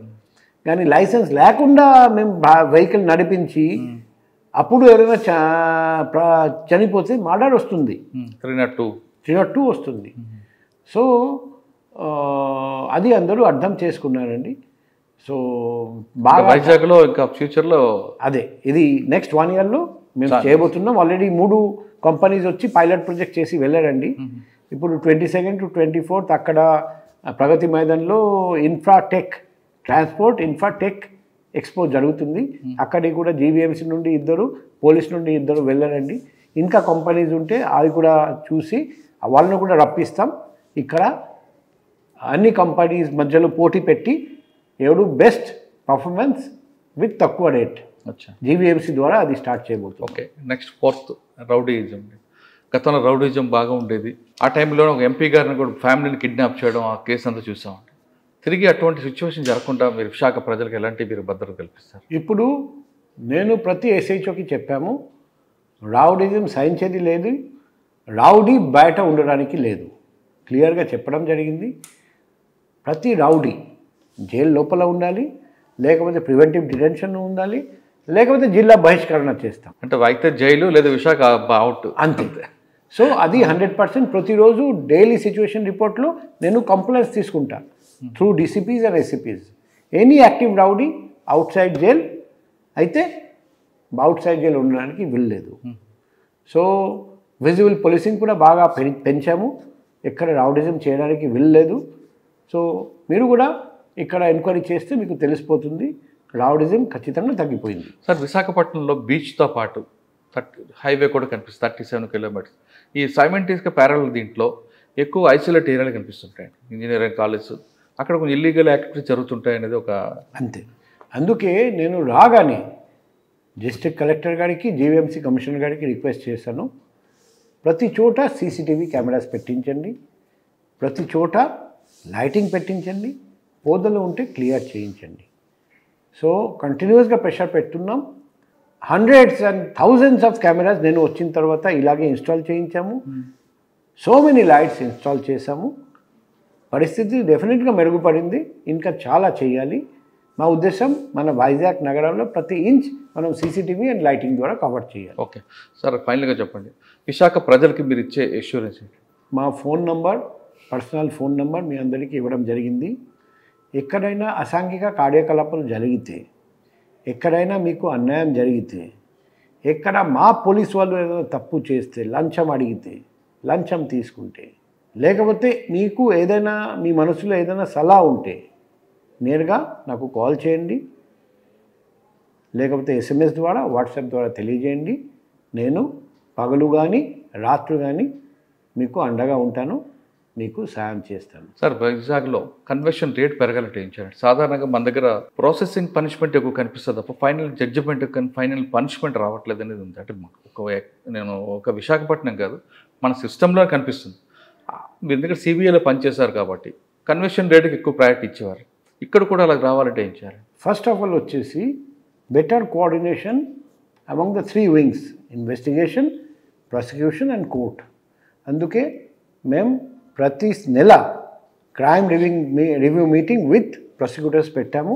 అది కాకుండా రెగ్యులర్గా డిస్ట్రిక్ట్ జడ్జ్ గారితో కలిసి కోర్ట్, పీపీ, ఐఓ మీటింగ్ పెట్టున్నాం ప్రతి మంత్. తర్వాత ఆల్ ఐఓస్కి చెప్పాము, మీరు రెగ్యులర్గా పోయి జడ్జ్తో, మేజిస్ట్రేట్తో కలవాలి. అండ్ ప్రతి క్రైమ్ మీటింగ్ రోజు ప్రాసిక్యూటర్స్, ఐఓస్ కలుస్తారండి. సో బెటర్ కన్విక్షన్ రావాలంటే, తీసుకురావాలంటే better coordination between these 3 wings చాలా అవసరం. అది మేము ఏర్పాటు చేస్తున్నాం. సార్, ఇంకొకటి, పోలీస్ డిపార్ట్మెంట్లో హోంగార్డ్ దగ్గర నుంచి డీజీపీ వరకు వాళ్ళు హ్యాపీగా డ్యూటీ చేస్తున్నారంటే వాళ్ళ ఫ్యామిలీస్ని కాపాడేది వాళ్ళ వైఫా కాదంటారు? వైఫే. ఆ పోలీసులు అంటే మేడంతో సహా వాళ్ళందరికీ మీరు ఇచ్చే మెసేజ్ ఏంటి? నేను ఇంతకుముందు హోంగార్డ్స్ ఐజీ ఏడీజీగా పనిచేసినప్పుడు ఆల్ హోంగార్డ్స్ ఫ్యామిలీస్కి నా పర్సనల్ నెంబర్ ఇచ్చాను. వైజాగ్ వచ్చిన తర్వాత కూడా all police both civil and air వాళ్ళ ఫ్యామిలీకి కూడా నంబర్ ఇచ్చాను. ఆల్ హోంగార్డ్స్కి కూడా నంబర్ ఇచ్చాను. వాళ్లకు చెప్తున్నాను, మీకు ఎటువంటి ఇబ్బంది ఉంటే నాకు తెలియజేయండి. వాళ్ళు కూడా నాకు ఫ్యామిలీ వైఫ్ కూడా కాల్ చేసి చెప్తుంటారండి, నా భర్తకి ఈ ప్రాబ్లం ఉంది, ఇటువంటి హెల్ప్ కావాలి, మేము వెంటనే హెల్ప్ చేస్తున్నాం. ఫర్ ఎగ్జాంపుల్ వాళ్ళే నాకు సజెస్ట్ చేశారండి, బందోబస్త్ చాలా ఏజ్ 55 నుండి 60, లేకపోతే చాలా వ్యాధులు, హార్ట్ జబ్బులు, కిడ్నీ జబ్బులు, బ్రెయిన్ జబ్బులు ఉన్నా కూడా బందోబస్తుకి పోతున్నారండి. కానీ చిన్న వయసు ఫుల్లీ హెల్దీ వాళ్లకు బందోబస్తు పంపట్లేదు, వాళ్ళు ఆఫీస్లో కూర్చొని సెడెంటరీ వర్క్ చేస్తున్నారండి. మేము డిక్లేర్ చేసాము, యంగ్ పీపుల్ బందోబస్తుకి వెళ్ళాలి, ఎల్డర్లీ పీపుల్ వ్యాధులు ఉన్నవాళ్ళు స్టేషన్లో కూర్చోవాలి, మన సిపిఓలో కూర్చోవాలి, సిసిఆర్బిలో కూర్చోవాలి, సిఎస్బిలో కూర్చోవాలి. సిమిలర్లీ చాలామందికి లీవ్ ఇవ్వలేదని చాలామంది అన్ఆథరైజ్డ్ అబ్సెన్స్కి వెళ్తారండి, డిజర్షన్కి వెళ్తారండి. నేను అందరికీ తెలియజేశాను, మీకు లీవ్ ఇవ్వకపోతే నేరుగా నాకు కాల్ చేయండి, నేను లీవ్ ఇప్పిస్తాను. దానివల్ల దాదాపు 50 మంది అందరూ అన్ఆథరైజ్డ్ అబ్సెన్స్ డిజర్షన్లో ఉన్న వాళ్ళు రిటర్న్ వచ్చారు నేను వచ్చిన తర్వాత, జస్ట్ లాస్ట్ 1 మంత్లో. ఓకే. సో దానివల్ల పోలీస్ మ్యాన్ పవర్ కూడా పెరిగింది. అనుకోండి 100 మెంబర్స్ జస్ట్ క్యాజువాలిటీ ఆఫీస్కి రావట్లేదు, కానీ అడిగితే సార్ మాకు లీవ్ ఇవ్వలేదు, అందుకే మేము ఆబ్సెన్స్లో ఉన్నాము, మీరు లీవ్ రెగ్యులరైజ్ చేయండి, మేము వచ్చేస్తాం. అందరిది లీవ్ రెగ్యులరైజేషన్ చేయడం జరిగింది, టేకెన్ బ్యాక్ టు డ్యూటీ చేయడం జరిగింది. 1 స్ట్రోక్లో 50 మంది రిటర్న్ వచ్చారండి.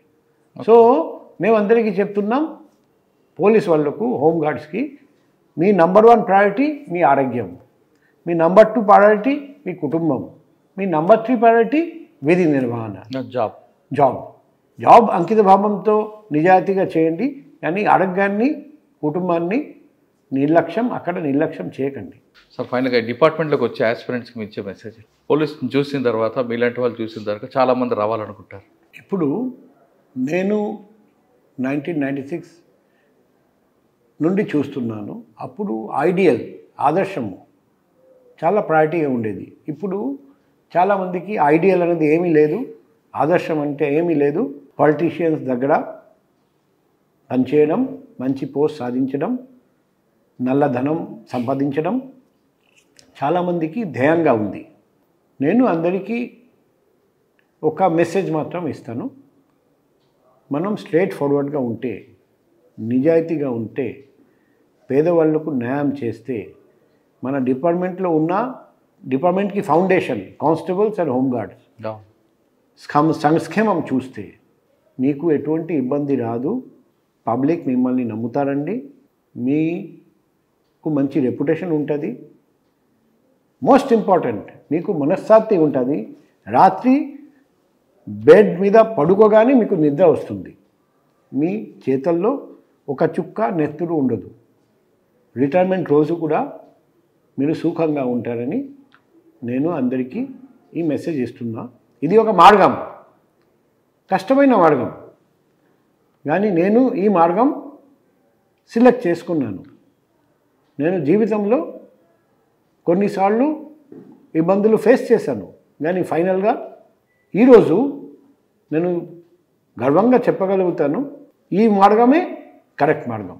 కానీ పోలీస్ జాబు 24/7 జాబ్ సార్.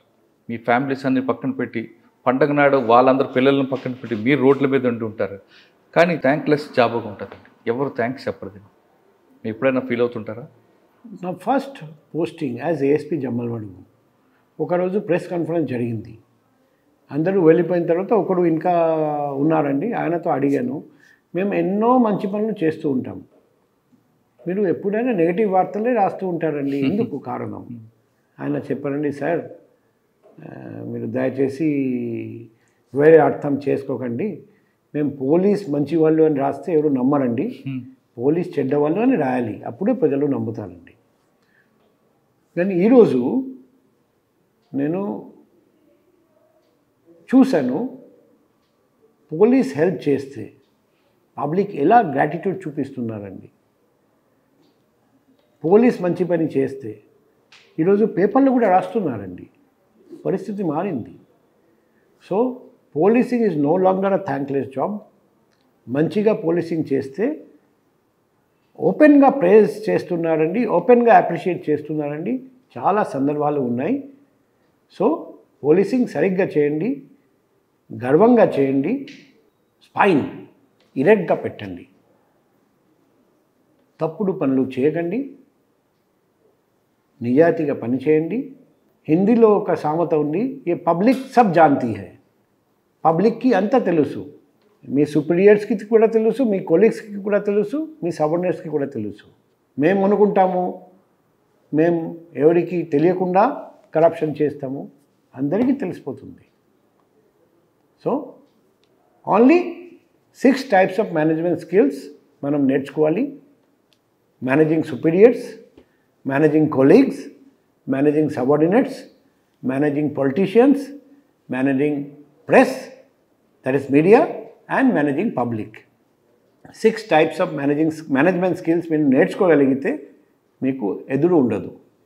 అది మేమందరికీ మెసేజ్ ఇస్తున్నాం. పోలీస్ డిపార్ట్మెంట్కి వచ్చేవాళ్ళు ఖచ్చితంగా నీతిగా, నిజాయితీగా, నిబద్ధగా పనిచేస్తే ప్రజలు ఎప్పుడు మీకు గుర్తుంచుకుంటారంటున్నారు డాక్టర్ బాగ్చి గారు. ఆయన వెస్ట్ బెంగాల్ నుంచి వచ్చి ఈరోజు ఎక్కడ పనిచేసినా ఆయన మార్క్ అంటూ కనిపిస్తుంటారు. అందుకే సీనియర్స్ అందరూ కూడా ఆయనకి అవుట్ స్టాండింగ్ ఆఫీసర్ అంటారు. అదొకటే కాదు, ఆయన కరప్షన్కి దూరంగా ఉన్న ఆఫీసర్. అటువంటి పేరు తెచ్చుకుంటే మన కుటుంబం ఎక్కడికి వెళ్ళినా బాగుంటుంది. పోలీస్ పనిచేసిన తర్వాత అప్పుడు బాగున్నప్పుడు కాకుండా తర్వాత కూడా మన గురించి చెప్పుకున్నారంటే మనం చేసే పని అక్కడ ఆ విధంగా ఉంటుంది. కాబట్టి పోలీస్ డిపార్ట్మెంట్ ప్రజలకు సేవ చేయడం ది బెస్ట్ ప్లాట్ఫామ్ అంటున్నారు డాక్టర్ బాగ్చి గారు. ఇది డాక్టర్ బాగ్చి సాబ్తో ఎక్స్క్లూజివ్ ఇంటర్వ్యూ. వచ్చేవారం మరో గెస్ట్ మళ్ళీ కలుస్తాం. అంతవరకు నమస్తే. Thank you sir. Thank you very much.